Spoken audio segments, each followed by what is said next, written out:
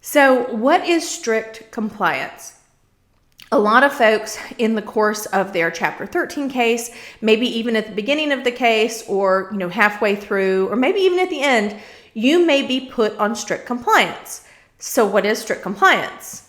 Well, it pretty much is what it says. It's strict and you have to comply. So for instance, if you are someone that you are self-employed, you're a 1099 worker, and the court is not able to take out your payments from a paycheck, because that is what the court prefers, because sorry, that's the only way a lot of times payments are going to get paid, because people will forget or they'll push it off, and then you're not making your payments and you're not complying with the bankruptcy code. So you're just back in the same situation that brought you to bankruptcy in the first place. So the courts will put you on what's called strict compliance. And you know what that means? It means you have to make your payment on time every month. And for some folks, strict compliance may only be for 12 months. For a lot of new cases, you're on strict compliance for the first year. And once you show that you're making all your payments on time, you'll be off of strict compliance. And this is why that matters. If you're on strict compliance and you don't comply, you don't make your payment on time, the bankruptcy trustee doesn't have to go through the hassle of filing a formal motion to dismiss your case. They just file an order that says, yep, Jenny didn't make her payment on the 15th like she was supposed to, and case is dismissed. That's it. That's strict compliance. There's no hearing. And that's just the way it is. So you can have a million stories, but if you're on strict compliance, you're on strict compliance. And you have to make your payments on time. Bankruptcy trustees make it super easy to do that. You can go online to the TFS website, which is on the trustee sites. All three of the trustees offer this. You can set up automatic debits from your bank account, so you don't even think about it. We recommend that for all of our clients, but you need to make sure that you do that, because if you're on strict compliance and you miss a payment, boop, your case gets dismissed. No hearing. Now, once you come off of strict compliance, or if you're like a regular case that's a W-2 deduction, if you get behind on your payments, the trustee actually files a formal motion and gives you an opportunity to fix it, respond, whatnot. That's a different ball of wax. But if you're on strict compliance, no.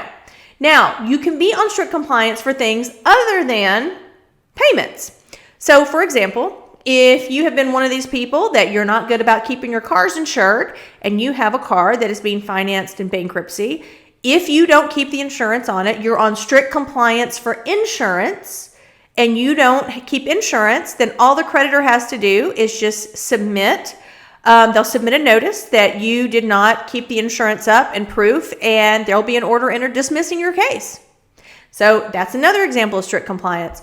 Also, mortgage payments. You may be someone that's on strict compliance to make your mortgage payments on time. And if you don't make your mortgage payments on time, then the creditor can submit a notice, and either the stay automatically just gets lifted, or the case could get dismissed. It depends on what the terms were of the strict compliance. So strict compliance is serious. And if you are on strict compliance, well, your attorney should tell you that to begin with, but you're going to get a notice from the court. They mail it out to you. So you're going to know if you're on strict compliance. That's always going to be in a confirmation order. If there's a supplemental order, it's going to be there. You're going to get, you're going to get this in the mail. So read your mail from the federal court. Kind of important. So if you are somebody that's on strict compliance, make sure that you are ensuring that your payments are going to be made on time, and then find out what is the length of your strict compliance, because that is very important. Sometimes we have folks that their strict compliance isn't up yet, but then something happened and they're trying to suspend their payments. Well, we can't suspend your payment until your strict compliance is over. And maybe it's just a month, maybe it's just 2, but still, these are very, very important things, and they can affect your case. So typically you're only going to see strict compliance when, there's been issues with insurance, or if you are a self-employed person, good chance the trustee is going to put your case on strict compliance. and your payment is due every 30 days from the date your case was filed. That date does not change. That is your due date. That is when it is due.